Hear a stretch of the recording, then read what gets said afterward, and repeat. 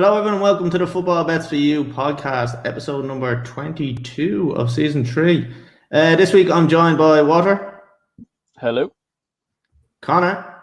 How's it going? And Paddy. Hello. Lads, we're going to be looking at the Premier League fixtures for the week. So we're going to be looking starting at Friday night, Villa and Newcastle, and ending on the Monday night. We're going to be doing the giveaway for the Deprogun. Got it right? So we have the giveaway to do. We've got Melons Moan, Conors Crypto Corner, and then we have a few bets then to look at. So there's a few bits. Lads, we'll just give a quick update on the fantasy football as well. Just give away a monthly bet. So I'll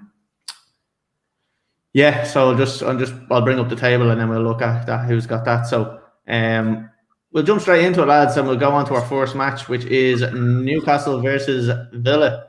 So Friday night, 8 o'clock, Newcastle 14-5, the draw is 12-5, and Villa are evens. Lads, both teams coming off a 0-0 draw on the weekend. Paddy, how do you see this one going? It'll be a nervy game for Newcastle. They'll know that they have to get the points, even though Fulham are playing against City, so they'll probably lose as well. But I can see it might have been a draw or a slim Villa win. I can't see Newcastle getting the win against Villa. Right. Coming off of kind of 2-0 draws there. Goals seem to be an issue, and especially for Villa, the likes of Grealish and stuff injured. So what do you think? Do you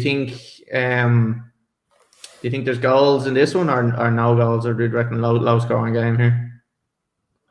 You've been looking at Newcastle, haven't been scoring a lot at all, really. Well, neither of Villa, but I just think Villa have a bit more quality there. Well, as I can tell by their places in the table. Yeah. And, I would just say a draw maybe. I think in this, and a low, well, probably 0-0 draw.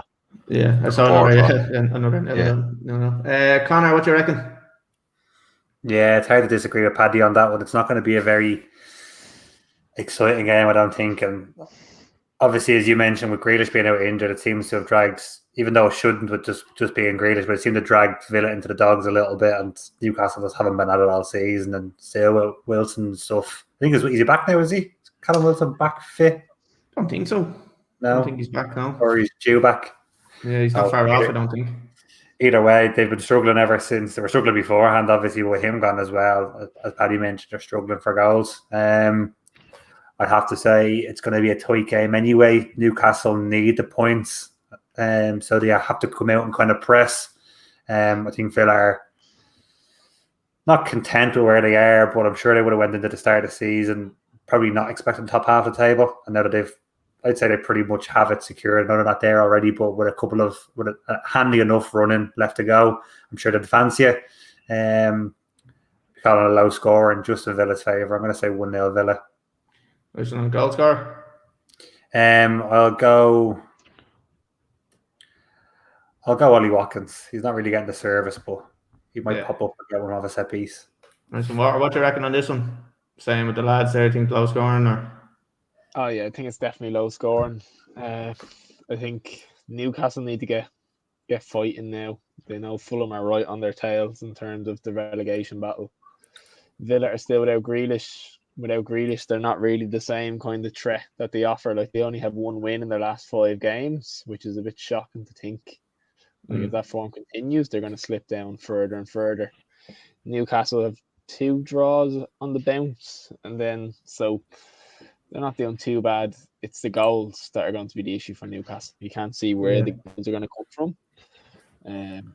I do think Newcastle have a bit more to fight for here, and with Grealish not being back, I'm going to go 1-0 Newcastle.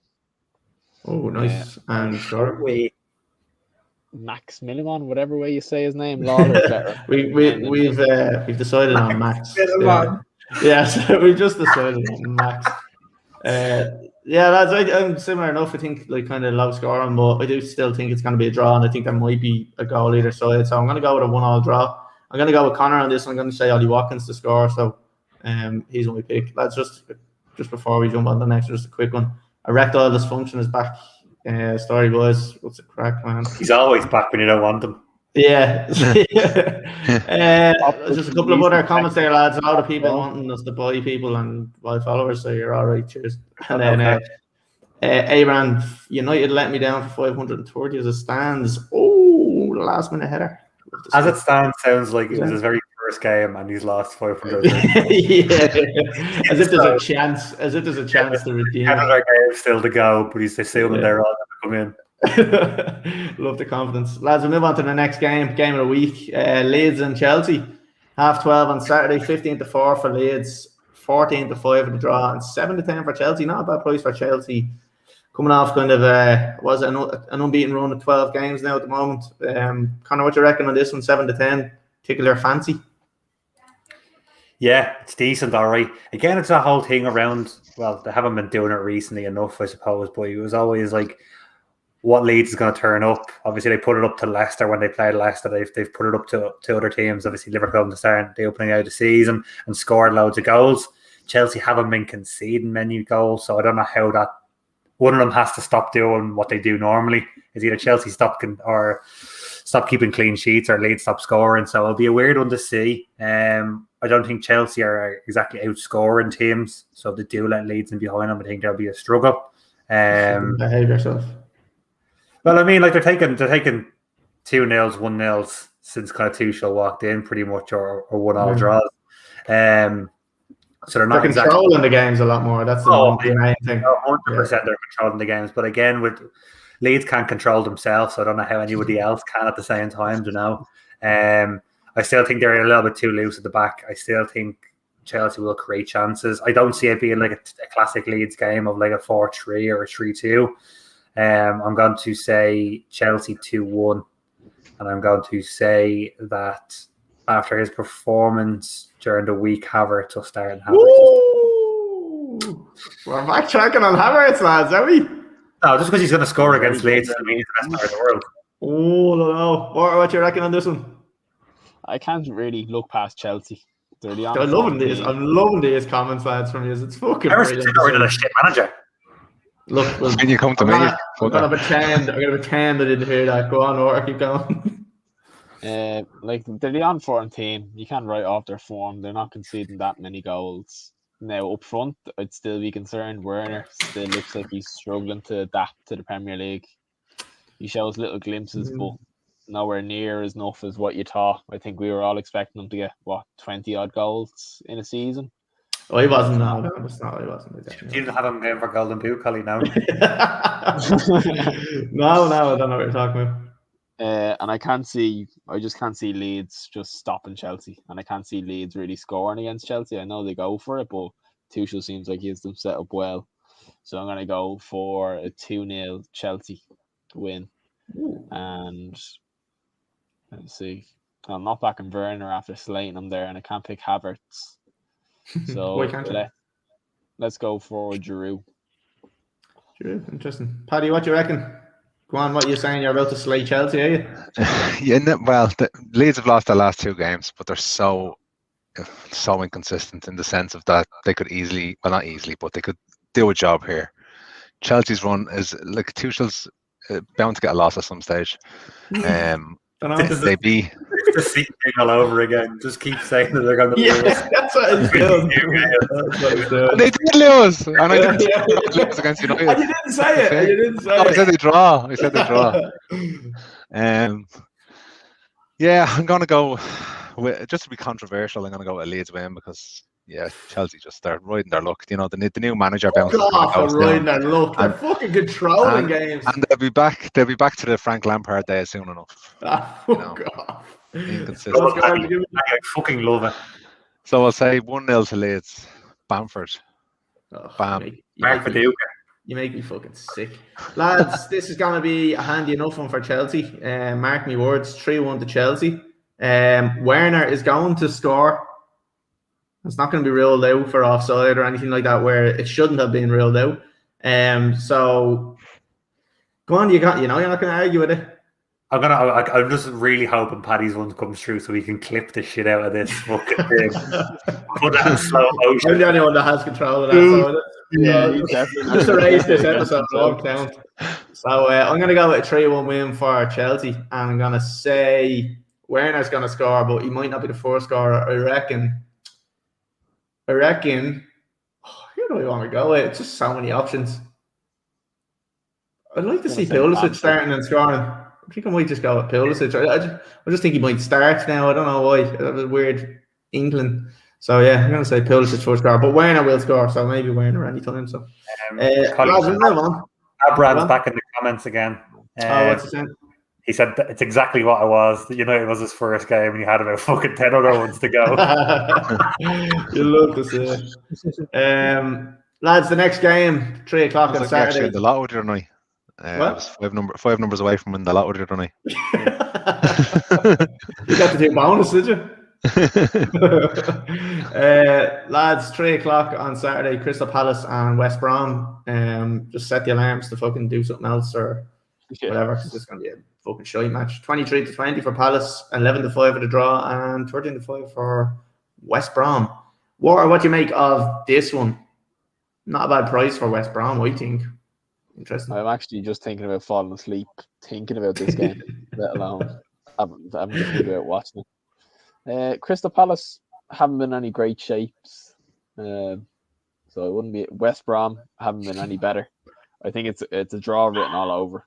In all honesty, I'm going to go for a boring 0-0 draw. Literally, Nice. I don't think any of the teams are going to add anything exciting to that game. Fair enough. Connor? Yeah, now it's weird. I'm going to have to kind of agree with Walter, I think. I think he's got one. That's weird. It's weird. You have to agree with me, is it? Yeah. Well, I'm going to agree with you in the sense that you also said no great shapes. I think it's great shapes. But like, I was letting that go, and like, I'm not letting that go. You want to pull it up, fair enough. But yeah, I think West Brom are still in that fight where they're going to look for points.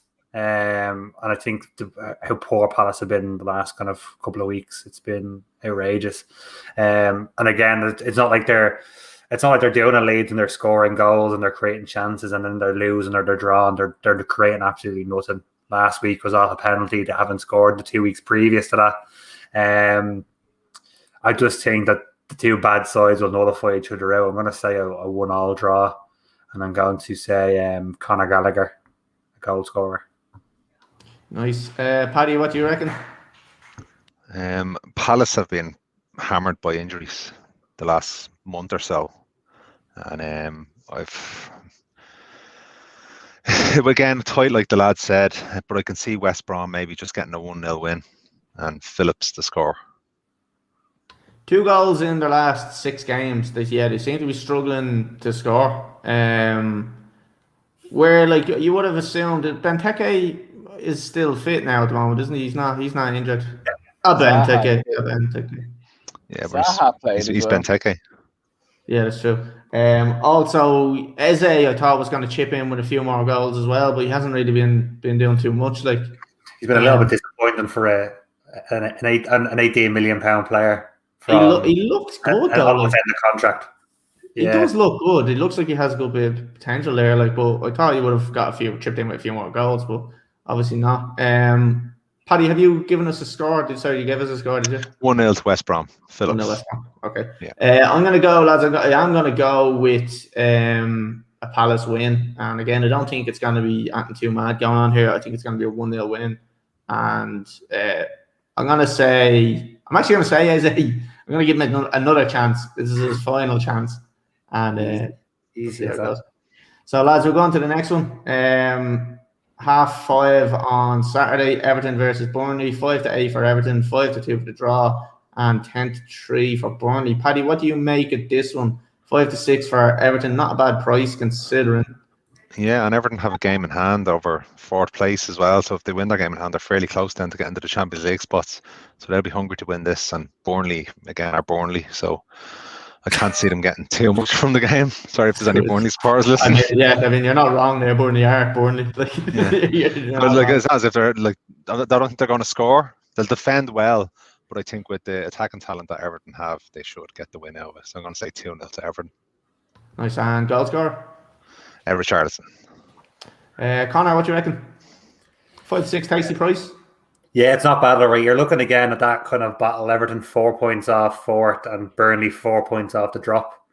I'm sure obviously quality will come down to at the end of the day of who get out, but Burnley desperately need the points as well just to take them out of it.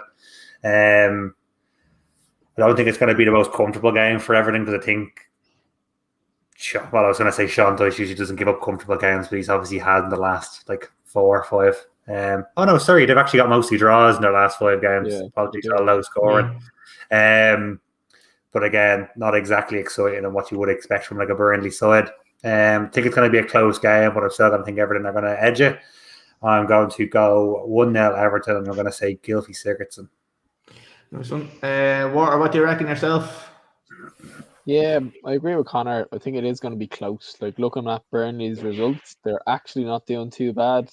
They've drawn against Arsenal, Leicester, Fulham, who are on form, West Brom in the last 5, and then they just have the one loss against Tottenham. Now it was a 4-0 thrashing, but the previous game as well against Everton back in December was 1-1 as well. So I don't see too much changing. I'm going to go for a fairly tight affair with 1-0 Everton again. And I'm going to go with James to get the decider. Lads, I'm going to go with a 2-1 win for Everton. I think I mentioned it last week. I played Richarlison as my triple captain and got fucking 50-something points from there 2 or 3 weeks ago. So he's been in flying form. Obviously, I knew he wasn't going to do anything against Chelsea because who does? So yeah, I'm going to go with a. What am I going to go? I'm going to go 2-1. Yeah, I do think it's going to be tight enough. I don't think there'll be any whitewashers or anything like that here. I think, 2-1. And I am going to stick. Actually, no, I'm not. I'm going to go with Calvert-Lewin to score. He's due a goal. That's the main reason. I would say Richarlison's the obvious scorer, but I think Calvert-Lewin hasn't he? Yeah, he has. And it's a bit disappointing. And they were he had massive shouts for England. But it's kind of died off a little bit, isn't it? He had a couple of injuries, and I don't think he can find his form again. Yeah, it's a tricky one to kind of get back into. Should be a natural thing for a striker, but he seems to be struggling. Only in the recent couple of games. I do expect him to get a couple more goals before the end of the season. Yeah. But so that's that one. Lads, we'll move on. We're flying here. We could be staying under the hour, lads. 8 o'clock. We still have a couple of things to talk about after this. We have something to talk about. It's got a fucking divide opinions. 8 o'clock, lads, on Saturday. Fulham and Man City. Sneaky bum time. Yeah, 9-1. Not yet, Paddy, later. Nice. 9-1 for Fulham, 17-4 for the draw, and 3-10 for Man City. Connor, are you surprised by the 3-10 even on this against Fulham? Good Fulham side, in fairness. Yeah. No, I think it purely comes down to obviously City's last 2 games. I think the loss against United, how they were going to bounce back against Southampton, and still conceding against Southampton during the week. That's probably the reason for the increase in price and for the fact that Fulham desperately need points. But now again, I can see City getting back to what City do best and putting these games to bed, putting them to bed early. And then having a little rotation, do whatever Pep wants to do, because I know they have Champions League next week, don't they? On Tuesday. So I can see him trying to get the game killed off early in the first half, and then having a little rotation around just to rest legs. I'm going to go 3-0 City, and I'm going to say. Again, it's so hard to pick a City goal scorer because you don't know who's going to play. It should be anybody, yeah. I'm going to go Bernardo Silva. Yeah, very good. Water, we do need to address something you've said, and I want to see if you're going to stick by it or not. You're saying Fulham are 100% definitely still going down. Sticking with it. I'm sticking with it. Even though they've clawed their way back into it. They've clawed their way back, but they're by no means out of it. They're still in the relegation zone. Yes, they're on form, but eventually that form is going to run out. If they had that form for the season, where would they be? The way they should be higher up. I think it's going to come into 10 games are left now. I think Newcastle will start pulling results out of the bag somewhere along the line. And I just think it's going to be too little too late for Fulham. It was a big gap to make up. They've narrowed the gap down. but I think they will run out of steam towards the last few games, and I'm expecting Newcastle to build up ahead of speed. Newcastle ahead of speed. Do we not just slate Newcastle for not being able to score a goal there about 10 minutes ago? But they do have Callum Wilson coming back soon, so that's where they're gonna. And then Brighton as well. Like Fulham have played a game extra as well, so that's where I'm thinking. So look, I'm sticking with it. I'm not going to turn my opinion. Connor was trying to change the argument you were saying. What were you? No, it doesn't matter what you were saying. That's for later. It doesn't matter. That's irrelevant. That'll come up later, don't worry. But like you're saying, do you think now, like, right? So, like, you're obviously sticking by what you've said, but do you think now Brighton may be actually looking worse off than Fulham now at the moment? Like, they're definitely right now, but there's still time. So I think that's the key thing I'm holding on to now. There is still time to build a response from Brighton compared to the others, and they have the extra game in hand. And that, like, a game in hand is loads to the teams fighting out at the bottom. You know, it only takes 1-3 points, and then you're away, again. Yeah, so fair enough. I think there's still a lot to fight for. I'm still I'm happy I picked Liverpool to win, because it may have been wrong, but then when Fulham won, I was absolutely it's a win-win, isn't it? It's a win-win. It is a win-win. I do it every week. Melon pulled me up on it 1 week doing it, because I every week I say, Liverpool win, no bother, and I just wait for them to lose, and then I get the glow, and then, like, even if I'm wrong, I don't care. I'm still leave Melon alone. He's in a hard place right now. So we do want a score prediction off you, and I'm gonna go Fulham 2-0, 7-0 City, 4-0 City. I'm gonna go Foden to score 2. Oh, hello. Paddy, what do you reckon? About the relegations. Do you agree with about the relegation scrap? I don't know. I'd like to see the head-to-heads what are left for the end of the season. Like with Fulham, Newcastle, Brighton still has to be played in Brighton, which I think is going to be a big one to decide, because someone's got to drop points there, either one or the other. And Fulham are playing some good football as well. That's what I'd say about Fulham. Like, I know they were shocking the first half of the season, but this second half of the season they have been playing some good stuff, and they've some players in the team that can produce a little bit of magic. Newcastle, their striker, when's he back? I don't know. I'll check it out now. Yeah, look it up there. He's been out for a while, hasn't he? Yeah, you don't. And they've missed him badly because he was. Was it his knee? He fucked up. Yeah, his knee. Yeah. I can actually see Fulham escaping. I'm looking at the form here, and I'm looking at Brighton's form. They've lost the last 3, drew 2 before that. And a few weeks ago when we were having this discussion, we were talking about Newcastle. I didn't even think of Brighton, and they just seem to be getting sucked into it. They really do. Yeah. Whether they haven't got the depth of squad and they're all starting to tire out now with the COVID season and everything else, I'm not sure, but I could see Brighton going down before Fulham.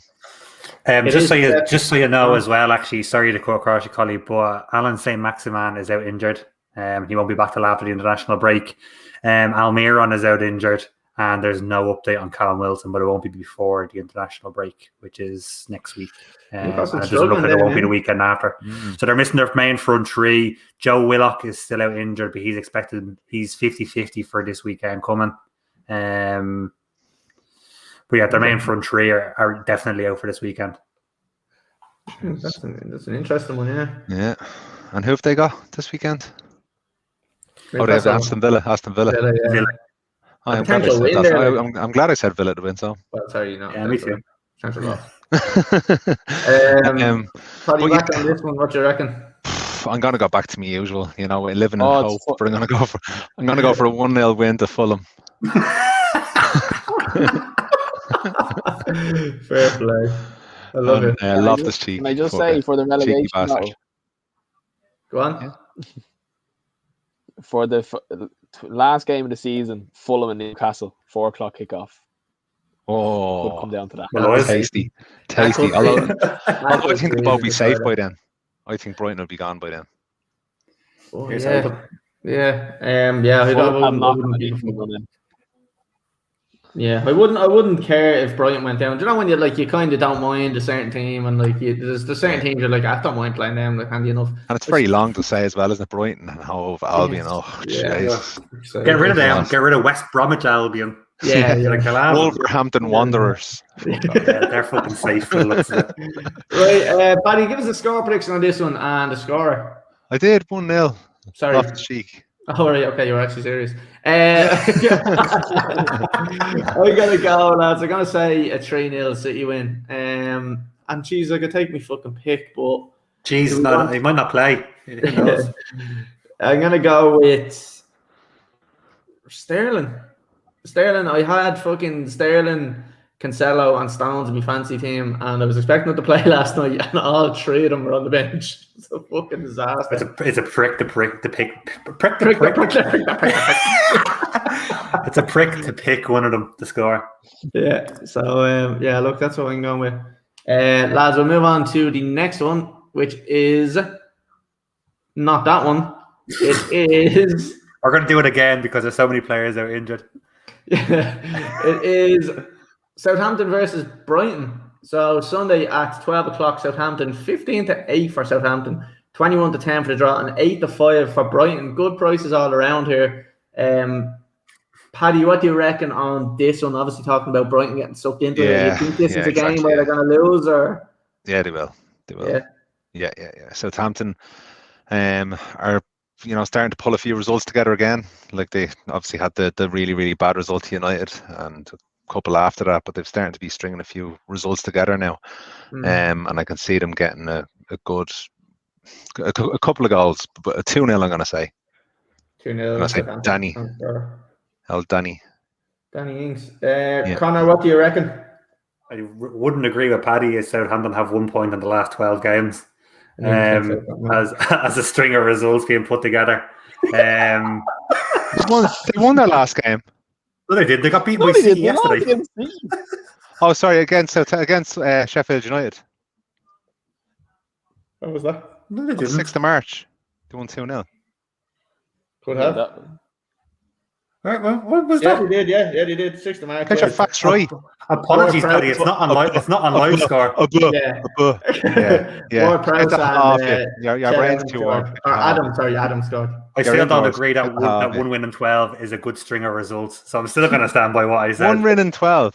Yeah. Paddy's like, okay. Yeah. Fair enough. Yeah, but we don't go back that far. Yeah. Yeah, I still don't know about it being a good string of results. Obviously, Leicester are still struggling as well. They've lost 2 big games against 2 teams down there with them. The loss against West Brom was obviously controversial to say the least because I thought they played pretty well. Missing 2 penalties and having that goal disallowed was a bit of a kick in the bollocks. I think it's going to be a tight game. I'd probably lean towards a score draw on it. I'm going to say 1-1, and I'm going to go with Neil Maupay. Nice one. How many games did you say they didn't win in? 12. So I've found 2 wins in the last 6 weeks. Is the FA Cup down one of them? FA Cup doesn't count. No. Sheffield United against West Brom on the 2nd of February. They won 2. Sheffield United against West Brom? Oh, shit, yeah, no, wrong team I'm looking at. Yes. I know it's the same day United beat them 9-0. Oh, fuck's sake. War, what do you reckon? Do you want to shot a hat Paddy day? Yeah. I'm going to disagree with Paddy on this one. I think it's going to be a Brighton win. Like looking at the last few games, Brighton aren't getting blown out of it by any means against teams. Like it's always 1 goal in it, very close. I knew Connor was going to react to that one. They've lost the last 3, but before that they had in the Premier League they had won the last 4. So like they don't have that bad a form. I know it's 4 and then 3, but they could bounce back here. It's a good opportunity to do it. Yeah, I'm gonna go with 2-1 Brighton. with Lewis Dunk if he's still knocking around up there. And now I have to ask, are you basing all of your results around the fact that you want Fulham to stay up and you have to back that up? So you're going to just automatically just say Brighton are going to lose, Newcastle are going to lose, or win? Well, no, I think it's fair enough to say like Southampton haven't been great by any means. Brighton have a couple of good results. In the last 2 games, there's a good string of results. one of them. 50% win ratio there. I keep on looking at Sheffield United. For fuck's sake. And then stop looking at Sheffield United at Southampton. And you can't really say that Brighton have been absolutely atrocious the last few games. They're not losing 4 or 5-0. Like, it's always very close. So yeah. So what are your score prediction? Yeah. So. So again, a 2-1 Brighton with Lewis Dunk to score. All right, sorry, yeah, you already said that. I'm gonna go with I'm gonna sit in the fence on this one, I think, lads, and I'm gonna go with a 1-1 draw. I'm gonna get a and I'm gonna say Ward-Prowse to score. I think you say him every week for fucking Southampton games. Because I just feel like he's going to score another free kick for some reason. Right, lads, we move on to this second game on the Sunday. Leicester versus Sheffield United. Now we can talk about them, Paddy. 1-2 for Leicester, 3-1 for the draw, and 6-1 for Sheffield United. Won their last game. So, Paddy, we'll go to you. Probably a good string of results for Sheffield United lately. Oh, Leicester, I meant. That's what I was looking at. Thinking about the next game. Yeah. So, Leicester are going to win. Leicester are going to win, right? That's all I'm saying. Leicester are going to win. Vardy, 2-0. 2-0 Vardy. 2-0. Yeah. Right, Conor, what do you reckon? Yeah, Leicester keep their winning ways up after their win against Brighton. I'm going to say 3-1 Leicester, and I will go with Iheanacho. Nice one. And War? Leicester all the way. I'm probably going to go with 2-0 with Tielemans again. I backed him the last time and he did me good, so. Do you know what the problem I have here, lads, is Leicester is such an obvious win that I'm in a last man standing in work and there's only 5 of us left, and Leicester is the team I really want to pick, but I just feel like it's so fucking obvious. Like, who else have you? Who are you thinking about other than Leicester? Say to pick. Everton is my main one, or else Chelsea against Leeds. Everton is dodgy. Oh, I don't know. Everton's dodgy, you think? Everton is more risky than Leicester against Sheffield. Definitely. Yeah, I am 80%. I would say with your chest, Collie, and fucking try your money on Chelsea. You said it was going to be handy. Yeah, no, but I want to keep them for a rainy day. It might go another 2 or 3 weeks because we've all got similar enough teams left, so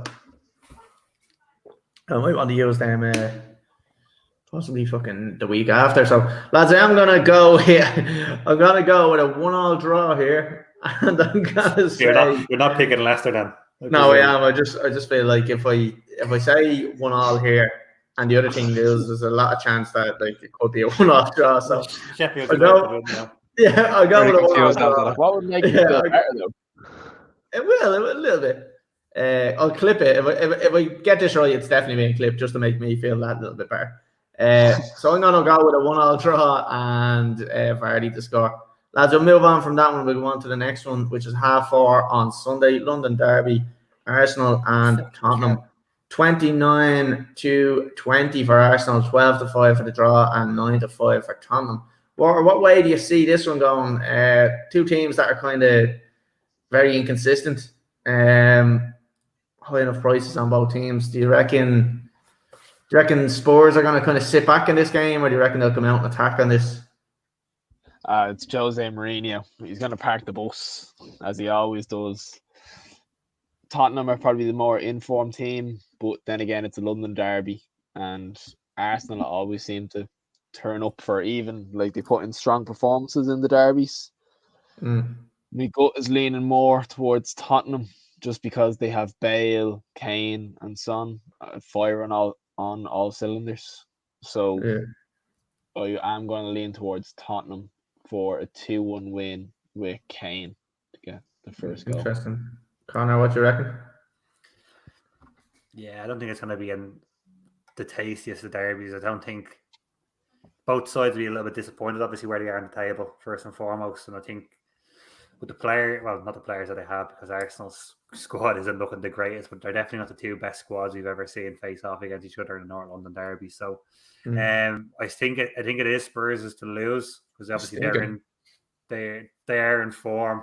They have a. Did you not say that's one of Spurs' best sides they've had? No, I've never said that. No, would you not say? I'm saying. I mean, with the top three that they have. No, I would always look back and say that the likes of Bale before he went to Madrid, Robbie Keane and Dimitar Berbatov were probably light years ahead. I don't know. I don't agree with that. I don't agree with that one. Because they never challenged for a league and they never reached the Champions League final. They came third that year. They won the FA Cup. No, I'm not. They didn't get far in the Champions League, but it was still the defense is nowhere near the standard. No, I don't know. I don't agree. I take your opinion. I don't agree with it. But, the defense as well. With an informed Ledley King, with a prime Yunus Kabul, with the rotation of Pascal Chimbonda with his gloves. Willie G. What about Willie G? William Palacios. What are the days he was there? No, William Gallas. I don't think he was there in that team, but he came afterwards. Yeah. No, but look at Tottenham's defense now. You wouldn't rate them very highly, and Lloris has been shocking this season. So yes, probably the front part of the 11 is excellent and world class, but on the foundations of a very poor defense. Yeah, but if you look even, I suppose, if you're looking at it obviously this season, and then like what you're saying, fair enough. If you look at maybe 2 or 3 years ago or whatever, when all the world was there. The question was this season. I know, but he was saying, are they kind of the best squad? I don't know. It's harder to look at. Best team, if they had their best first 11 now, I'd say it's one of the best Tottenham sides on paper that they've had in the quality of the back. So Liverpool. I don't know, yeah. Oh no, I'm not saying it's the best. That's what I'm saying. It's the best squad they've ever had. But they had that. I don't know. Yeah, it is hard one. I just think the quality of Kane, Son, and Bale is a bit more than Bale with Robbie Keane and fucking. Who was there? Lucas Moura, Berbatov. Yeah, I think you'll take the other three. Well, look, the three. When I say three, it's still Bale as one. Yeah, I mean, there's 9 other players. So sorry, there's not. There's 8 other players. I can't even. I'm a fucking idiot. But I don't think the rest of the squad is as strong as it was in other times, especially at the back. When you see the type of goals that Spurs are conceding, it's almost as bad as who they're fucking playing now with Arsenal and the type of goals they conceded last.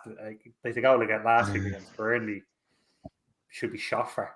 Spurs were always a bit of a pushover, though, weren't they? Before Pochettino, they were always a bit of a pushover team in the league. Butler's. Oh, leave Harry Redknapp alone when he came in. He brought in Nico Crenshaw and he had Ryan Bow and Peter Crouch playing up front. I'll just dive in for a result. I think it's going to be 2-1 Spurs, and I'm going to say Ndombele. Nice one. Paddy, what do you reckon? Yeah, Spurs, they lost their last derby against West Ham 3 games ago. They've scored 8 in the last 2 games. So I could see their confidence is up. They're winning now tonight, I think, as well, at the moment. I think they're 1-0 up. They're one of my bets for tonight. From me 10 to 1,000. Come on. Oh, yeah, I love it. And they're 1-0 up still, yeah.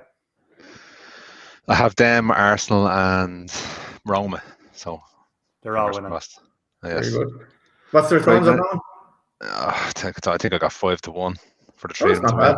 That's not bad. It was one of the power things in Paddy Power. One of the boost things. Booster.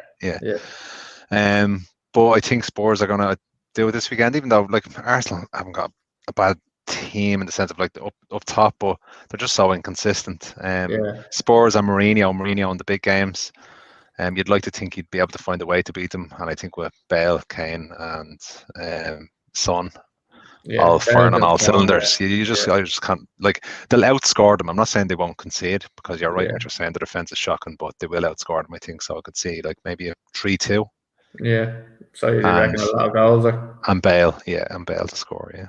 Just looking when you think of Arsenal and how inconsistent they are. Like this like their last two results is basically the epitome of Arsenal, where like they come off a class result against Leicester, 3-1 win, and then draw 1-1 against Burnley. Like that epitomizes Arsenal over the last couple of years. Like it's how stinking they were last week against Burnley. Yeah, like it was so boring as well. Like I thought the last 15 minutes of it was probably one of the most exciting games of the season. I thought the most exciting last 15 minutes of it, between Burnley whacking the crossbar 3 times, Arsenal hitting the outside of the post, and like between the goalkeeper and Xhaka and stuff at the back for Burnley's goal was absolutely comical. Like I think Arsenal would have ran away comfortable 3-0 winners if they hadn't have conceded a goal like that after 40 minutes played and being 1-0 up. Arsenal for me they need a leader. Like they remind me of United before Bruno came in. Yeah, just so inconsistent, so you couldn't rely on them for any result. Kind of, you were saying that Tierney is kind of stepping up to the plate there. It didn't seem like, watching him in that game, it didn't seem like he was like screaming and shouting in that game. Like it was more along the lines of that. He's young though, is he? Yeah, he's 23, I think, or 24. Like that, and it's his first probably full season in top flight football. Not going to count his 2 years at Celtic when they were running away, just winning leagues. It's his first time in a dogfight. He seems to react well. Obviously, what everyone does when things are going right. I don't know if he's at that stage where he's reliable enough to kind of pull players around him when things are going wrong. But as Paddy said, they've got nobody else in that team to lean on at the moment. You look at the likes of your skipper and your most experienced player in Granit Xhaka, and he's a liability consistently and constantly. Between his discipline or his decision making, if you had one or the other, you could say okay, maybe. But the fact that he has neither it's not a player you can rely on. He's just a bit ahead the ball, isn't he? Like he's a bit wild, like at times. Who would you give the captain's armband to if you were the manager? David Luiz. Yeah. He's a nut job, and he's very like, he's not a consistent player, but in terms of like leadership skills, he actually is a pretty good fucking leader, and he's a good voice, and he is a good character as well. Like he wouldn't be a bad shout. He's a supporter. Yeah, well, like he's not going to be long term, obviously. Like for them, like so, it probably wouldn't make sense to give it to him, but he is kind of like that, has that kind of quality. I think it's hard to call who you would even give it to there, because there's no real stand out. Someone, don't they? Yeah, big time. Yeah, there's no big standout player even coming through. Like Arsenal used to always have good players coming up through the ranks and stuff like that, and that's kind of dropped off a little bit. Like I think Wenger was always an expert at like fucking getting young players and getting them in and really kind of developing them and selling them for a massive profit. Like, but he always had a core of big, strong, skillful players. Yeah. But when he went away from that, when Vieira went and he started getting all these small players in and still trying to play the same possession-based football, and it just never worked for him. Arsenal just went into such a joke of a club. Like they were one of the best Premier League. They are one of the best Premier League teams of the, Premier League era, one of the best teams of the Premier League area, and they just fell off so badly. Like if I was an Arsenal supporter, I'd be absolutely devastated. I think if you watch Arsenal TV, I think you'll see the devastation. It's another Liverpool job. It's another Liverpool job. Like another 15, 20 years before they win on. Yeah, I think so. Lads, I'll jump in with a score prediction here. We're going well. We're nearly under an hour here, so I'm gonna go with a 2-2 draw, and I'm gonna say Saka to score. Usually I could go Kane or Son, but I'll go Saka to score. He's usually involved. If Arsenal create something, he'll be involved anyway. Yeah, exactly. Yeah, somewhere along the line. So, lads, the next one then, United and West Ham, 5-6 United, good price. 13-5 for the draw and 16-5 for West Ham. It's also actually a good price for West Ham.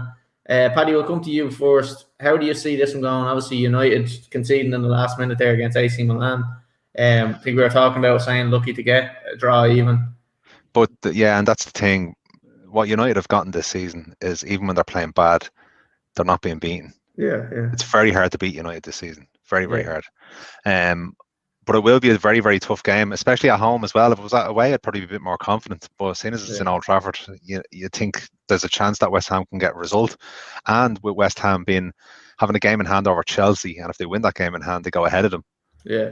But they've got the shittest manager in the world. No. He's one of the best managers of the Premier League era. If you remember, I changed. Yeah. No, Rafa Benitez is. It's Rafa fucking Benitez. I don't like him either. I'm gonna say after the result tonight, I think the result tonight could be the kick up the ARSE United need, because they were very, very sloppy in the first half. Like they couldn't put two passes together. So I would like to think they'd get a good kick up the arse, and I think they'll 3-1 win for United this weekend. And who would I go for first goal scorer? Bruno. No, well, Ahmed got a good goal tonight. It was delighted to see him getting a goal. Yeah, but he probably won't get his game again. I'm going to go for Greenwood because I know he hasn't been on form scoring wise, but he's due a goal. Yeah. What do you reckon on this one? It's a very hard one to say because I think if the United that played tonight performance-wise showed up, I think it'll be a West Ham win. As Paddy said, being at home makes me, as a United fan, feel a little bit more fearful of the result. I guess with Lingard being on loan, he can't play against us, so that's probably a positive for us because he does seem to be. When did you ever think you'd say that? Imagine. Yeah. That's probably shocking, the first actually, the form. Yeah. That is probably one of the statements that's probably never been uttered before in the whole universe. But sure, look, I'm going to go for a United win, but I do think West Ham are definitely going to score first with how slow United start. So I'm going to go for a Declan Rice penalty to open up the scoring and then a 2-1 United win. Interesting, and so you could jump in with the win from behind bet, which obviously all the bookies offer. So you get decent enough odds on that. I don't know off the top of my head, is it 7 or 8 to 1 and around that or something? It's 9 to 1 on Sky Bet. No, fair enough. That's not bad. It's not a bad bet. Like, you know what I mean? I think United have done this so much this season, like, and they've come from behind and got results like that. That if you've done that bet a couple of times during like the last kind of 10, 15 results, it'd be interesting to see. If you put a fiver on each one, it'd be interesting to see, especially away from home, what kind of are we going to talk about the results from the weekend? We can do if you want. Just the United one. Can do if you want, but don't mind. Shock defeat, isn't it? I want to just get Connor's opinion on this game first, and then we will just have a little bit of chat about City and United. So, Connor, what do you reckon? Yeah, I can see this being, like, again, we've always said it for most of the games this weekend, but tight enough. I can see this being Moyes' little chalice that he wants. United and Old Trafford, I'm sure he'd be happy enough to take points off them one way or another. As much as it sounds mad, I think Lingard missing is going to be so devastating to West Ham going forward in regards to goal scoring. But he has brought in some good holding ability as a replacement for Hallier. Yeah. He does Hallier, controversial one. What would you call him, Haller? Haller, yeah. Don't you start fucking Maximilian. I actually called him, if you were listening, I called him Max Milibon. Again, Milibon. Steve McManaman. Steve Heads. That's a great name for Steve Bruce. That's a great classic. Fucking dead. He brings players into the game well. I don't know what way they'll set up now without him, whether they'll just go with 1 up with Antonio and play 2 off into the side, maybe put Lanzini wider. Basically, I think United have enough quality to go and actually win it. I'm going to say Ward probably not too far away with coming from behind, but I'm not going to copy him. So I'm going to actually just say 1-0 United. And I'm going to say he plays Cavani. I know he's not happy where he is at the moment, but yeah, dropped off a little bit in the form, hasn't he? I'm going to just jump in, lads, with a score prediction. I'm going to say a 2-1 win for United, and I'm going to say Rashford to score. That's if he starts. I presume he will start, wouldn't he? I said he rested him tonight to get him playing for West this weekend. Yeah, so I think he's going to come up with a goal, maybe even 2 goals.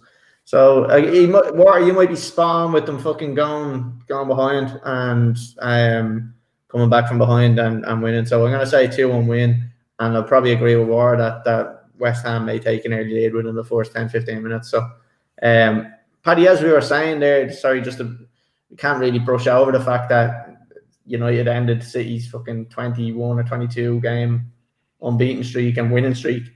I watched the game. It's one of probably the best performances I've seen from United in a while, a good while. It's total performance. It wasn't even that City were bad. It was just that United were really hungry and just looked so eager to get the ball and win the ball back. And they really pressed together as a unit. Every player on the pitch had a good game. Yeah. So what was your take on it? Like, were you like first couple of minutes, were you happy enough with how you started off, or? Yeah. Well, straight away when we got the penalty in the first 2 minutes, I was rubbing my hands. But then the same thing happened against Tottenham, and I knew this is Man City. Yeah. But it's not as if Man City then absolutely hammered us. Like we were consistently on top. Like they had their spells like we did, but I was never too like we need a break here. We need to stop City's attacks, because they were afraid nearly to attack us at certain stages because of our break. Yeah, we were so good in the break. Like I thought we could have had one or two more. If Rashford had been in a bit better form, we could have had one or two more. Yeah, most definitely. But it was great result. I thought our run of away wins, 21 I think it was as well, was going to be lost. But it was a really good result. Absolutely delighted with the team. Disappointed then tonight, but again, maybe that's a bit of a come down, and hopefully then they'll be back in form for the weekend. Yeah. Like what do you see for the rest of the season now? Do you see them definitely finishing second? And do you see them doing anything in Europa League? I know, like, obviously that was a bit of a poor result tonight, but do you see what's your hope for the kind of the rest of the season? Like? If we can get past Milan in the next stage, I think we've a very, very good possibility of the Europa. I think it'll be one of the hardest games we'll have against Milan. Even when we got Milan in the draw, I was like, and I know it's not the same AC Milan that was around years ago, but Italian teams, they're well organised. Even tonight, I wasn't expecting to have as much talent going forward as they did. Yeah, they made us look stupid a little bit. We're still in the FA Cup. We've Leicester now next weekend, I think, in that. Yeah. And that's in no way a gimme. As I said earlier on, we're very, very hard to beat. So we'll definitely get the Champions League spot. Whether it's we finish second, unsure. But I think the big thing if we do get Champions League football, which I think we will be to get to a final. Even if we don't win the final, but to get to a final, that'll be progress for United this season. And I'll be happy with that. Obviously I'd love to win a trophy, finish second. Yeah, great. We should finish second. With the inconsistency of all the teams, the only team I could see really catching us is probably Chelsea. Yeah. I have made a bold statement and said that Chelsea, I reckon, are finishing second. You also said Chelsea will finish first. Yeah, I said that before. Fuck off. What do you reckon then? Are you echoing Paddy there? That's your kind of hopes for the season, like just a second place and maybe a final or whatever. I think for the season to be a success, it needs to be second and a final. Because that's where we fell down last year. So we obviously finished third last year and then lost all of the semi-finals again last year. So I think the next step is getting to a final. And if we win it, great. But I think the team needs to experience that, like when you're got on a final day, like the pressure that's associated with that, the preparation that you have to go through for that. And if they win it, great. It will do their confidence all the good, but it's a learning experience for them. They still can be inconsistent in a lot of things. Like McTominay was very poor tonight. He's probably very tired though compared from the game last week. I would just like more consistency going forward. That would be the only thing. I think defensively they've improved from a tactical point of view as the season has gone on, because I was very critical of them at the start of the season. But they are actively working on it, which is just nice to see. I just think going forward, I'd like to see a better person up front rather than Martial. Yeah, like do you remember when we won, when Rooney and Ronaldo were only young and they won their first trophy? I think it was the Carling Cup at the time, and that was the catalyst then for them to go on then and win a couple of league titles and stuff. One, even if it's a small, well, I'm not saying small trophy, the FA Cup, like even if we could win that this season, it'd give them that. That they can do it, they can get over the finish line. I think if they don't win something or at least get to a final this season, I think for them to make a proper challenge and actually win the title next season, it'll be difficult.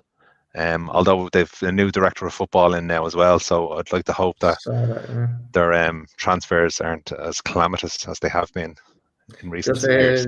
Just a quick one there. Just my dad's come in. He's obviously a Man City fan. Just said comedy of errors for City, like, which it's probably true. But and then he said, "What seldom is wonderful, Paddy."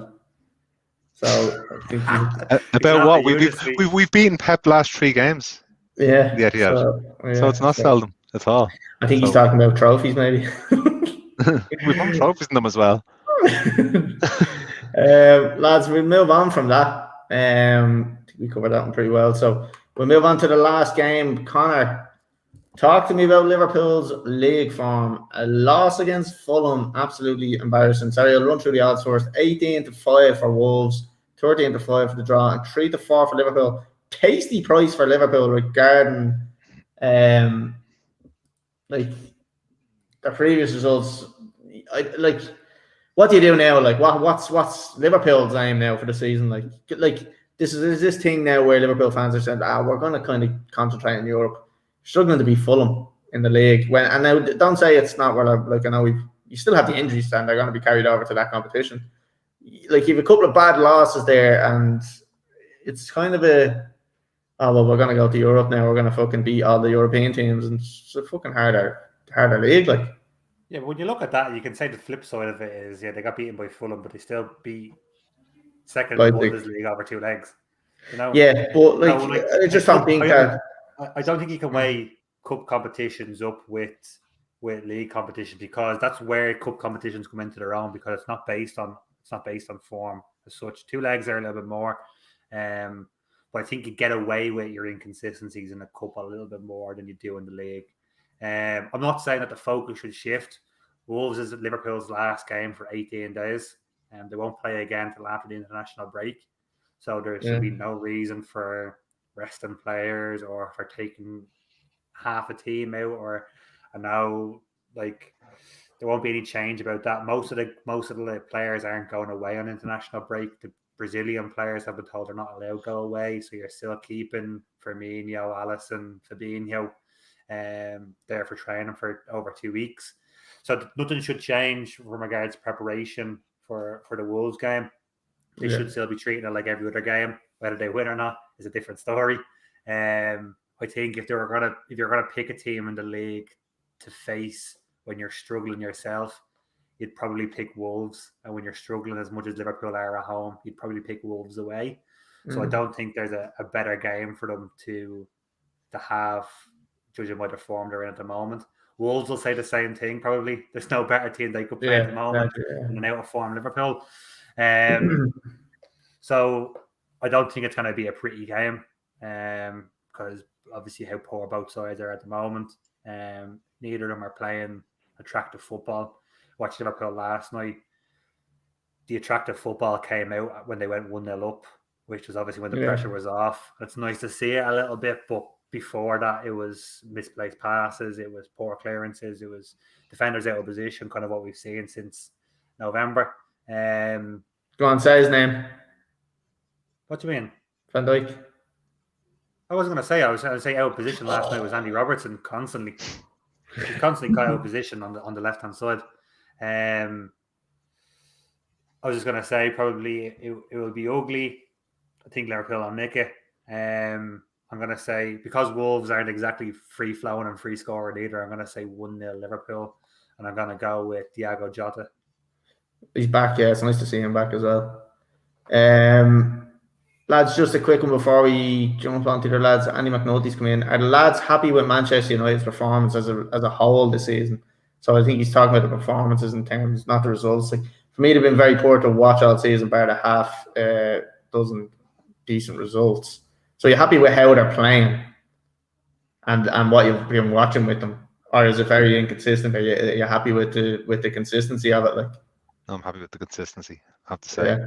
Yeah, like, performances will come, but getting that steal where you're not being beaten and in so long is something that United haven't had in a long time. I think the performances will get better. I think next season they'll be better again. I think the attacking players worry about the defence. Yeah. And that's what kind of slows them down a little bit, because they know if they just go all steam ahead, they'll get caught at the back, which they have done so many times this season. But luckily, enough we're so good going forward. I'm happy with this season. Yeah, so far. If you had at the start of the season, if you had said we'd be in this position now, I would have bit your hand off. Yeah, without a shadow of a doubt, because with Liverpool, the form they were in, and City as obviously as well.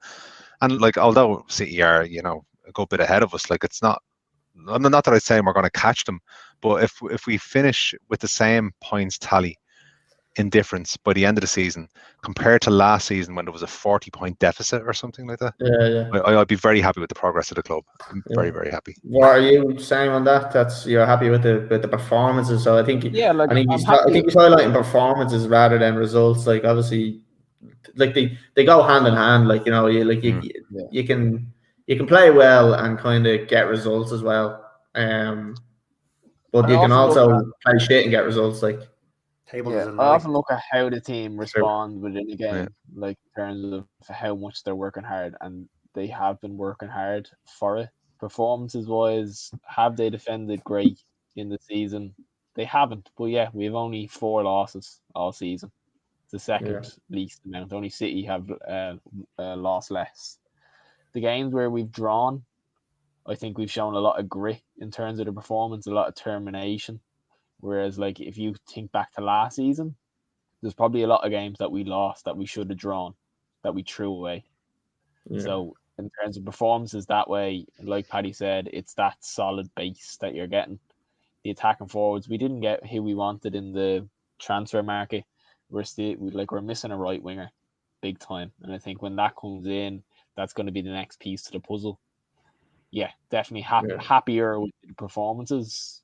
Could I be happier? Yes, definitely. We could be blitzing teams 4 or 5-0 every game, but the team isn't at that stage. Yeah. Right, back onto Liverpool and Wolves. What do you reckon on this one? Do you reckon that Liverpool may continue their poor run, or do you reckon this could be kind of a turnaround for Liverpool? I watched the game. They were playing Tuesday. Tuesday, were they? I don't know. Played last night. I don't know what day it is. I watched them all last night, and I liked the combination between Fabinho and Thiago in the middle of the park. And we've been talking about, like, you have 2 centre halves, play them, and they did. They didn't look great at the back, but then again, Wolves haven't really gotten out and out forward. That's going to trouble them. So I think it's going to be Liverpool all day. I think if Thiago and Fabinho start in the midfield, I can see Liverpool winning this 2 or 3 now. Okay, I'm gonna get a score prediction off, because we'll do the score predictions and we'll jump on to the few bits that we want to do after. Yeah, score 2-3 now. 2-2. That's not a score prediction. So what we did for all the other games were. All of a sudden, he's just forgot how to give score predictions. Like 3-0. Let's go for Thiago. Thiago, okay. Paddy. Can I talk about United more? No, I'm only joking. No, I just, with Liverpool's form in the league, I can just see Wolves getting a narrow win here. I'm going to say 1-0 to Wolves. Neves. Interesting. Lads, I really like the price on Liverpool, and that's why I'm going with a Liverpool win. 2-1 win. And I'm going to say Mane to score. Hasn't been really firing too well lately, but I think he's due to turn it around. Did you see his header last night? I don't know if you watched the game or not. With the header, he tried to head the ball to the ground. Down the ground. Oh, right. That was a thing. I seen the thing on TikTok. It was basically just laughing like just a complete fucking comedy show for like. It was like 30 seconds or something like. It was like Benny Hill trying to play football last night with some of the chances they had, like just kicking the ball against the fucking goal constantly. Yeah. So I'm going 2-1 Liverpool, and I'm going to say Mane to score. Lads, that is us on the matches. Sorry, one sec. Can I just ask you a question, Collie? Go for it. Just thinking about Chelsea now and your love of Frank Lampard and all. If you had a choice between Lampard and Tuchel, who would you pick as your manager? Lampard, like I want Lampard, but I want the results that Tuchel's getting. You want Lampard as the person. That's like, I want my job, but I want 20 grand more a year. Just like put Lampard on the sideline and let No. We're not. Honestly, like it's probably very hard for you to say, but you'd obviously prefer Tuchel, yeah. No, I prefer the results that Tuchel's getting last year. No, I didn't ask you that. This is going back to the Ole Air Klopp. This is not going back to that. There's two different questions here. So, who would you prefer as your manager, or what results would you prefer? Like, I prefer Lampard as your manager. Who would you prefer as your Lampard as your manager? The manager there to get one thing, and that's to win games. No. Yeah, well, he done it last season. So you think Lampard would be better for the club? Yeah, long term. Yeah, definitely, 100%. Oh, fair play. I'm talking long term. See, I look at it long term. I see Tuchel being successful in the next 2 or 3 years, but then he's gone. And then the next one comes in, and then next they're gone. Do you see a little bit of the Liverpool thing? A little bit blinded by loyalty. Yeah, 100%. Yeah, 100%. Yeah, I just want him there, because obviously what he's done for the club, and obviously being the top scorer and stuff like that for the club. Lampard or John Terry? John Terry. That's not. Even though he's never before. No, it's not. It's not a question. Then again, he doesn't have a history. Sorry, you're talking about as manager or just in general? Yeah, as a manager. Not in general, not who you fancy. No, but Lampard, obviously, because Terry hasn't done it. But do you think it could ever happen, or do you think Lampard has ruined that dream for Terry? Would that ever happen now? They've trialed that now? They've trialed the ex-player be manager. Oh no, 100%. Terry will be there, 100%.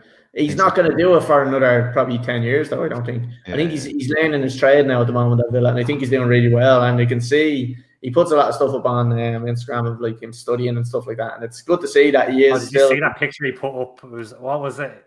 Whose wife was he with? Whose wife was he with? When he Shut your face. Her in the background, do things under her head.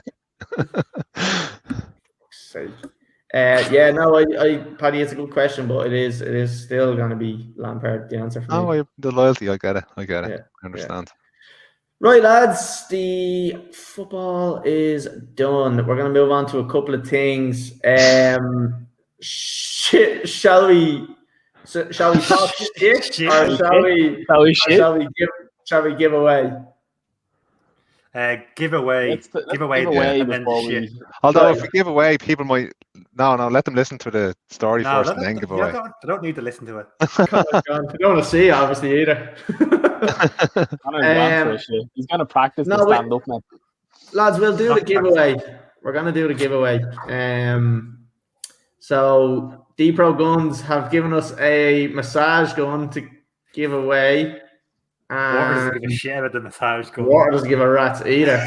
So, lads, I'm going to share my screen here, and I've done it the fairest way I can. I've put everybody that's entered into a random wheel picker. Paddy is upset because he has entered. He tried to enter it twice, and I'm not allowing it. So, because as you know, Collier, I finished my 10th marathon this year, and the one thing I'd really need is a Deprogun. Well, look, that's what I wanted to enter. I do think that'll do you. I would love to give you a Deprogun, but I don't have Deproguns. I've got one to give away, and unfortunately, it's for our lovely listeners and viewers. So I apologise, Paddy. I do echo that you would really benefit from one, but we're gonna be kind to the people, and we're gonna give this away. So we have a total of 36 entries, lads. Is Mark Lawler in this? Is he? I don't know. He'll do the wrong things with it. Yeah, I don't think he is. No, he's not. All right, Grant. Lads, so the way I'm going to do it is, shall I take us off the screen? No, fuck it. Let's keep us on the screen there. Put it as full screen there, Cuddy. Come on, so we can see it. Drum roll. Yeah, I want to see our reaction. None of us are going to win it. No, so we'll leave it like that because I don't want any shenanigans. I'm 15 of those names. I'm Andy Mac 25. We're going to give this away. I'm literally just going to click the center of this wheel once. Explain it, Dad. I just have to explain it just because that's what I'm here for. So we're going to let it spin around there for 10 seconds. So someone count 10 seconds. And then we're going to click the center of the wheel. It's going to spin around. It's going to pick a winner. And yeah, you're going to win it. So I don't know how a wheel works. We happy with 10 seconds there, lads? He's happy with that, yeah? Spin it now. Do it now. Spin it. Right. Spin it. Best of luck to everybody that's in. Oh yeah. Oh, Nothing fishy's going on here. Come on, Lads. Juve, Dave. Oh, free range kids air. I hope that's not what it is. Is that your second profile, Cully, is it? Yeah, so yeah, look, Paddy, was that you? That's it, lads. I mean, well done, free range kids. So look, lads, that's the winner of the giveaway. Again, thanks to Depro Ireland for giving us the massage gun. It's deadly. I haven't been using it, but it does look deadly. Free range kids will be using it. Just bleach it before you use it.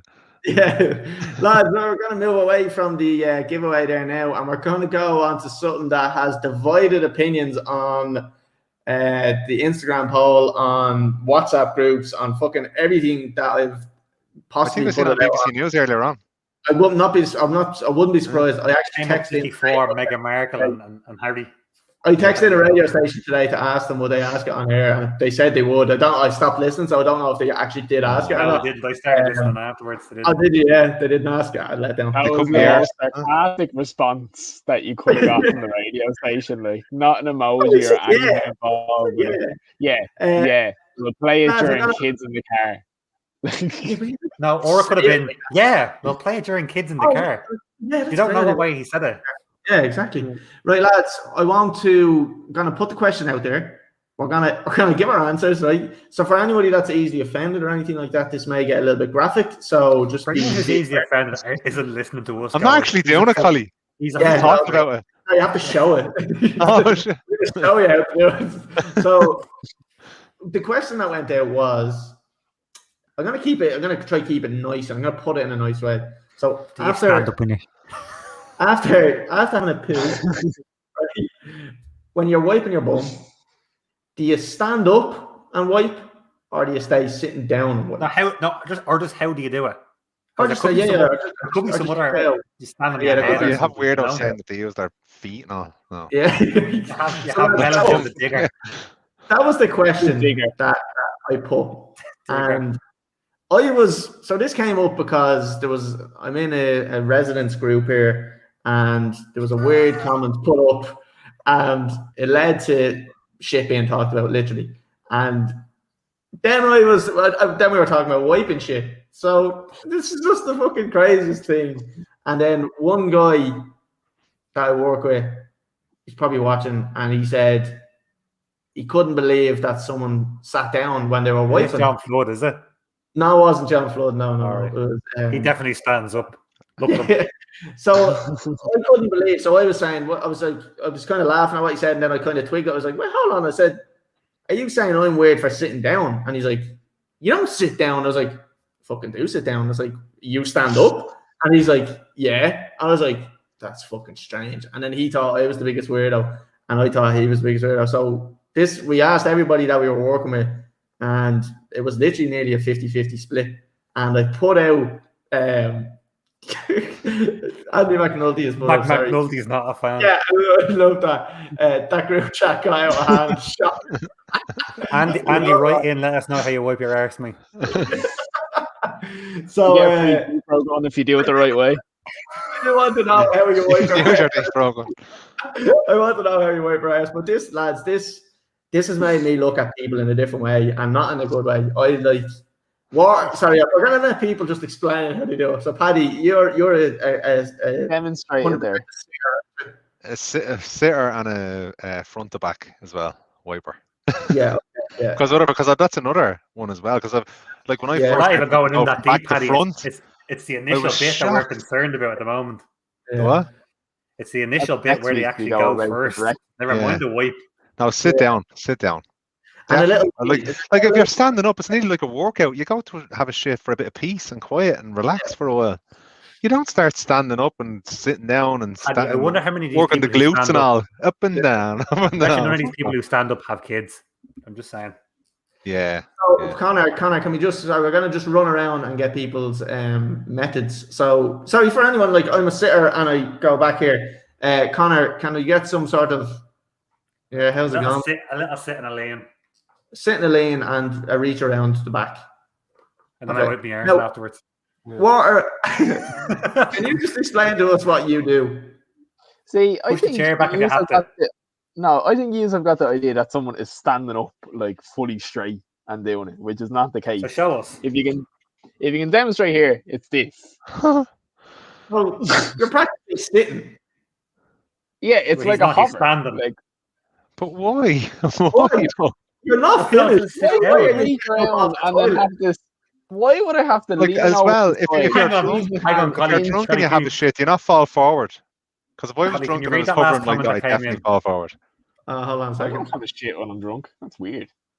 I only realised after watching a couple of episodes that Collie lives actually 4 doors up from me. So in the same, he's in the same neighbourhood chat. Yeah. So lovely. basically, have you been going around saying hello to Andy McNulty and thinking that he knows who you are, but he hasn't got a fucking clue? Nobody knows who I am. No, but I'm glad that Andy's here and he was a part of this group chat because it got fucking absolutely out of hand. Like it was out of control. Still hasn't You know what? He's probably the only one in the estate that's listening, so I'm going to just say it. Some Filipino fella came out and said, us Filipinos clean ourselves after every time we go for a shit, and he said that the girls like to clean themselves as well. So he was complaining that his sink was in like Yeah, what's that got to like- do with standing up or sitting down? because his sink he was questioning the layout of his house. What a because bidet. his So toilet- he's probably talking about bidets. No, he's not. So because people put that up as an option, he was like, no. He wanted the sink to be closer to the fucking toilet and was questioning the whole layout of his house. Like, He cleans his arse in the sink like, where you With brush your soap. teeth, like. soap and water was what he said. Oh my water god. goes over to his house and cleans it for him. Lads, I couldn't believe what I was reading. I Oh could my not believe God. what I was reading. And then the kids that's going to why- wash their hands and their face and all in it. With the So same that's soap. why this went that far. So Oh, shit. sorry, Andy has come in with his method there. So for the record, first wipe sitting and a little tidy while standing. Controversial. Oh. There you Oh. go, Andy. You're 50-50. You're the grey What's a area tidy? in all What's a this. tidy? What's the tidy? I don't know. Yeah, I don't know. Carry on. I know. Lads, so water. Sorry, come back to you. Sorry, lads. Let's let water just explain Back to this. the oddball in the room. Let's give him 30 seconds of silence here. I Come on. don't think there's any fundamental science behind it. It's just what I've done my whole life. And he Well, showed. Josh, The reason why I wouldn't lean, like, why would I have to squeeze my hand in between the lid of the toilet, which is dirty or whatever, and my arms? You're making and room wrist for it. again? You don't shite all over the toilet seat. And you haven't got a go Obviously not, so there's but, loads like, around. it's not the most And also, hygienic you're place. spitting on the Flat floor. as shit, water. But you wash your hands when you're finished. Yeah. Yeah, I know, but still, it's still Like the one whole of do you? the Or sorry, do you? one of Do you? thing washing your hands and taking a shit. why would I put my hand in there and then risk my arm touching off the toilet bowl? And I'm like, well, like even if it does, like it's me sitting on it anyway. For one, I wipe it before I sit on it, and then like wash my hands after it. Like I just couldn't get the argument. Like I found it but, so. like, yeah, that's fine if you're washing. Obviously, we're all washing our hands after. That's not up for dispute. But it's the fact that if you're a hygienic person and you don't like the idea of a fucking toilet seat. Now, I'm not. I don't really care. But I'm the fact that it's So what, like, do you if clean I'm the back of your leaning legs after sitting on the toilet as well? Exactly. Honestly, yeah. Get the You wash your Dettol wipes hands. There you down, go, wash no. yourself If down. it's I so would stop. dirty, the toilet seat, you know. I would No, say no, I'm not. you're probably cleaner not washing your hands if you wash your arse in the sink. I'm just saying, if you're saying everyone washes their hands, I would say don't wash your hands if you wash your arse in the sink. Yeah, It probably works better. I can't explain the shit that goes on. Like literally the shit. Like I don't see the issue with if you are talking about getting to a lean. What is the difference? There's only like 2% difference in just You're having putting a little more weight on stand your legs. It's so hard to hold the bottom of a squat. That's why it's an exercise people do. Why would you do it? Yeah, tell us your Just- chicken legs there, then, Connor. Literally have to go like Just that. because you have big, massive legs, because you've been standing every time you wipe your hole. Yeah, there you go. There's the benefit. So there you go. Now, Relax. Collie, you know how you can tell a Easy. difference. Just You know how you can tell a chill out. difference whether someone's stands or sits or wipes when they stand or sit. Just look at their legs. You'll know the You see, difference. So obviously Paddy's this like has been- but he has Obviously, tiny this has legs been underneath. passed down from generation to generation because you've learned this. Obviously, someone teaches how to wipe our arse. So you have a uncle. family of stander-uppers, have you? Well, I don't sit in there with them while they're doing it, so I can't really. No, tell but you. sorry, like no, Get an like ask as for I that. said at the start before we started this podcast, I said like did nobody ever tell you like that's weird? No. Well, then, so your family they're all stand-uppers. Not weird. Are your family all leaners? What, mine? Are your family Wait, all Paddy, leaners? you have kids, don't you? Do you know that for a fact? Well, yeah, because that's what I was taught by them. They said, like, this is how you wipe your arse. Because, well, first of all, I didn't know how to wipe my arse. You know, I just had a shit, and I was like, Ma, get in here and wipe my arse, will you? This was 2 weeks ago, like. This was 2 weeks ago. You were like, sorry, so look, I'm going to just read out the results here, because I put up a poll on Instagram, and I asked people to vote on it, and it finished shockingly fucking close. 48% stand up, and 52% sit down. So, like, I thought, come on, we won the battle, but I don't think we've won the war, because, like, there's still like absolute psychopaths out there that stand up doing it with war, and I just can't get my head around it. And Water, I 100% judge you as a person for standing up, wiping your arse. Honorable mention for Melon, who sits down but reaches between his legs. Yeah, so Melon has the digger method where he goes under. I think we're all in agreement. That's wrong. Like, that is just wrong. Well, I do know someone else. I do know actually a couple of people that also do that as well. And Paddy knows the Damo and fucking Rory, I believe, do it. The Rory digger does as well. I believe so, yeah. The Dell's digger. Yeah, and I just look. I think that's enough shit talk for one day. But if you stand and wipe your arse after a poo poo, you're a fucking psychopath, and that's all I'm gonna say about it. If you wipe when you sit down, you skip leg day. Sissies. Have you ever looked at yourself, Water? You're not exactly. Yeah, exactly. Beefcake. Yeah, I don't really. I don't really standing on my arms doing it.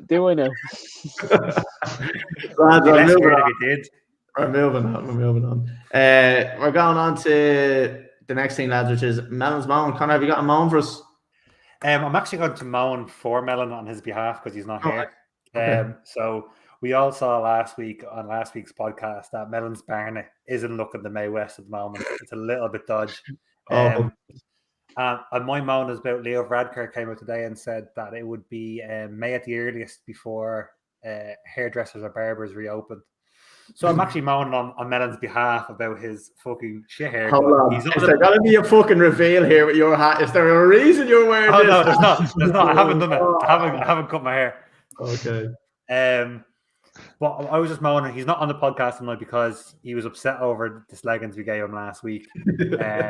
He's been pushed back now an extra month because he can't get his hair cut now at the start of April. So I just think it's a lot of bollocks. If someone is that bad and desperate need, it should be classed as essential travel or essential work for the other person, and they should be allowed to go and cut Melon's Barney. I think so. I think just Melon, just nobody else, just Melon. If anyone there is a barber who is willing to help Melon out as well, do write in, let us know. It's like an appeal to fucking Troker. If you can just give one for just £2 a month, you can help Melon get decent hair. Right, we'll move on and we'll go on to Conors Crypto Corner. So Conor, you're fucking stealing the show here for the next fucking 20 minutes here. Give us some updates here on your crypto and your fucking Bitcoin. Tell us where you're at. Everything has gone to shit. What I would say is, if you were going to jump on something, stock wise, I would recommend jumping on GameStop, and the prime reason being the fella who started this subreddit to invest in GameStop has now been employed by GameStop to help them boost their stock price back up again. He started employment on Monday. Since Monday, the stock has gone up 100%, purely on the basis that he's working there now. So what I would say is, I wouldn't throw your savings on it, but it's probably worth 50 quid or 100 quid just to see where it goes right now. I reckon it still will go up because I reckon your man's going to bring in some mad ideas. He's owned a couple of companies. He has a portfolio that he's sold worth over like $100 million.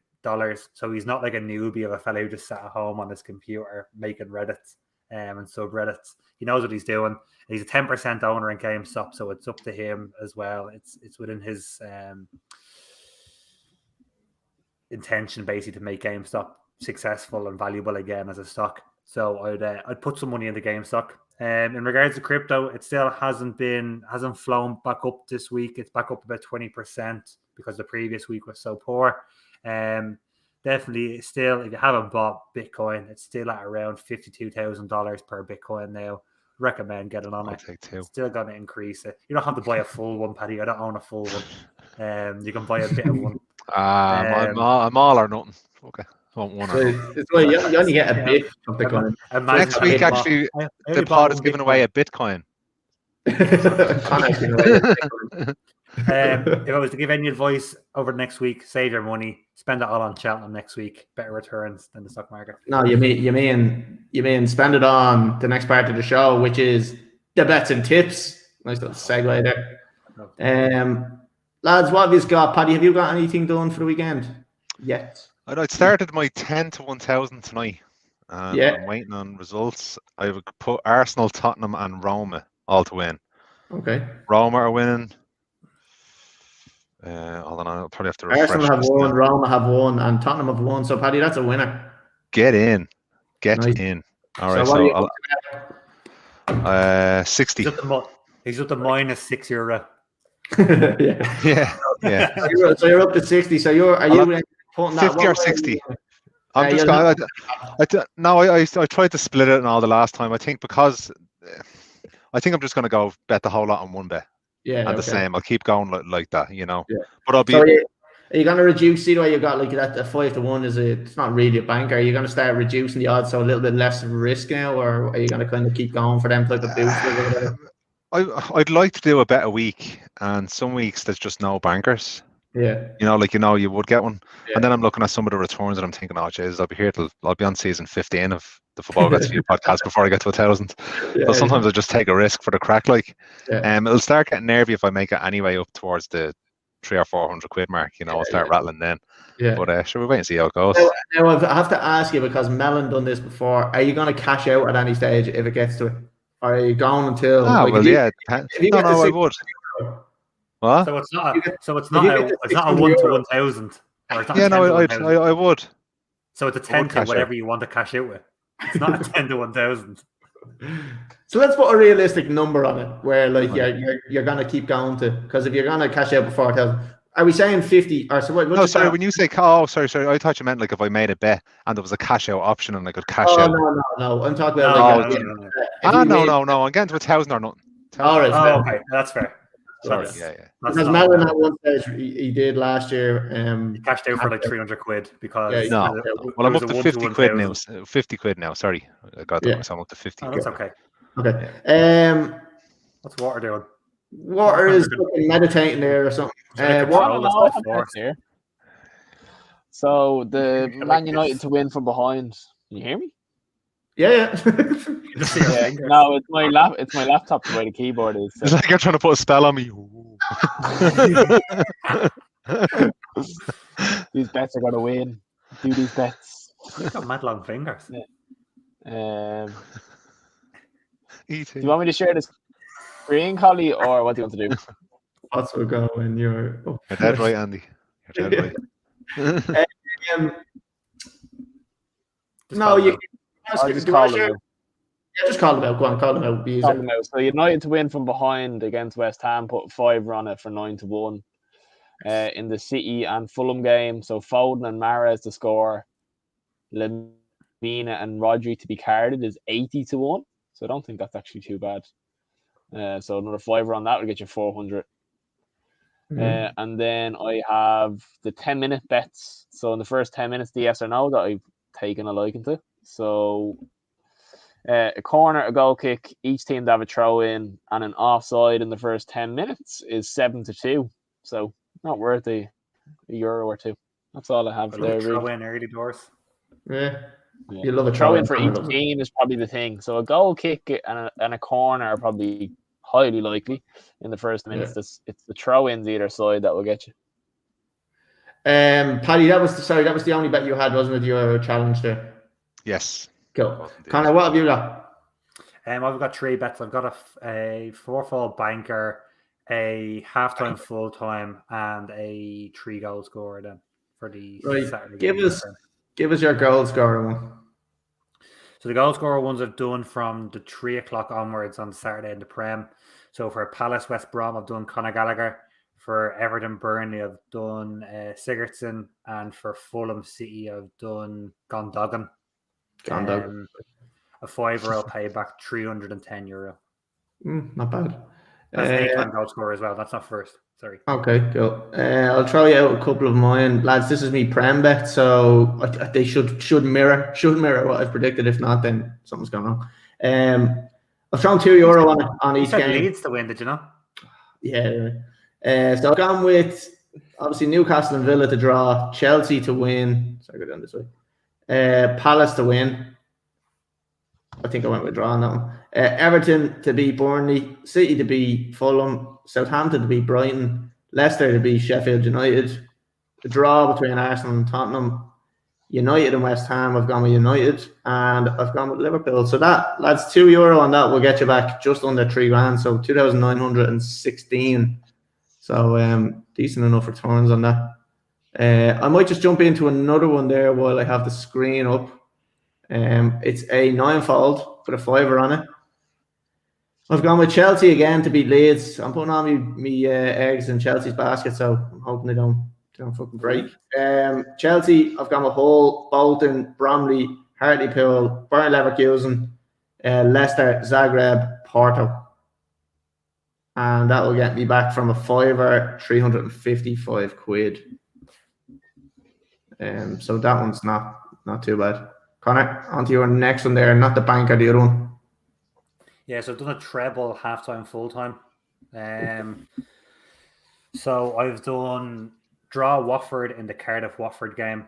I've done Doncaster to win the first half and full-time against Northampton. And I've done, I think this is a great price. In the Fulham City game, I've done City to win the first half and City to win at full-time. It's 11-10. Yeah. So that treble, $5 on it will pay back €170. Yeah, that is a good price on that City Fulham one, I think. 11-10, savage price. Lads, I'll show you one more that I've got here. I've got two more, but just will show you this one. So I've got an 8-fold. I've stuck £3 on it. I've gone with QPR. I've gone with Preston, Hull, Ipswich, Lincoln, Bradford, Bromley, and Everton. €3 will get you back €479. So it's 158 to 1. So I think that's not too bad. Connor, do you want to throw me up your banker? Yeah, banker, $5 I'll pay back 130 quid. I've got Bournemouth to beat Barnsley. I've got QPR to beat Huddersfield. I've got Charlton to beat Shrewsbury, and I've got Oldham to beat Cambridge. All home wins. Nice. $5, 130 quid. It's not bad actually, is it? Just Andy's in there again for you, Paddy. I tried something similar last year, turned $5 into 1,500 from placing 15 bets on 1 to 3 odds. I bought it when I got to 500 to win 600. Very hard to keep it going. So imagine telling the missus you had 500 quid there and you're going to throw it on something. Well, I've just actually made my next bet now. Ooh. It's for Ajax to beat Young Boys next week. They're 3-0 up after the first leg tonight, and I'm getting odds of 7-5. So if they win, I'll get 120 back. They might take the foot off the gas. Take the draw on that. Nah, fuck it. He who dares. Ah, yeah. Oh, I love your ball. Lads, I just have a little fucking 4-fold here. Usually I do a couple of draws, but I've actually just done 2 draws and 2 wins because I just thought the value on them was good. So I've gone with Bournemouth and Barnsley to draw. I've gone with Cardiff and Watford to draw. I've gone with Charlton to beat Shrewsbury at home, which are evens, and I've gone for Bradford to beat Carlisle away. So I stuck a $5 on that, and that gets me back 290 quid, which for a 4-fold isn't too bad. Like Charlton are a good price at evens, aren't they? I had them in that last one. Yeah, sorry, I thought it was showing that there, so I'll just fucking show it there real quick. So yeah, so there you go. You can see the 2 draws, and then Bradford and Bournemouth and Barnsley to draw. Yeah, Barnsley are on fire. They've won their last, I think, 6 games or something like that in a row, and Bournemouth haven't been playing too badly lately. Like, so they've kind of picked up a bit of form. So I'm hoping the decent enough form with Bournemouth and the really good form in Barnsley will cancel each other out, considering they're away. Lads, just a quick one as well. I gave away a couple of 5 or 3 bets last week on the podcast, and someone actually won. It was 150 quid or something like that. They won from it. Were you raging because you thought it was one of your bets, and you were like, "Fuck." Yeah, do you know what the thing was when he sent me the bet and I looked at it, I was like, that's a fucking deadly bet. I was like, I might actually throw a tenner on that myself, and then I fucking completely bottled it, like, and I was like, fuck, I'll do my own bets. And the fucking thing goes and win, like, and I was like, my bets are crap compared to that, and I was like, fuck, I should have done that bet. So so look, that was good. It was good to see actually someone finally getting a fucking winner out of it, like give away a stupid amount of one. Congrats. Lads, that's pretty much us done.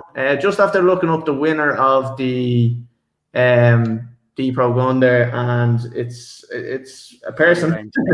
So free range kid there, but it's come up Virginia, mum of 4 wildlings, so she's obviously a Game of Thrones fan. So I've requested to kind of get in contact with her there. So I'm sure she'll be delighted when she finds out.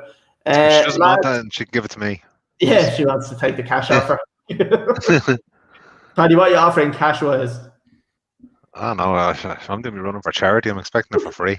How do you have what will you have now at the end of next week after Ajax beat Young Boys? 120. 120 quid. Yeah, you'll give her that instead.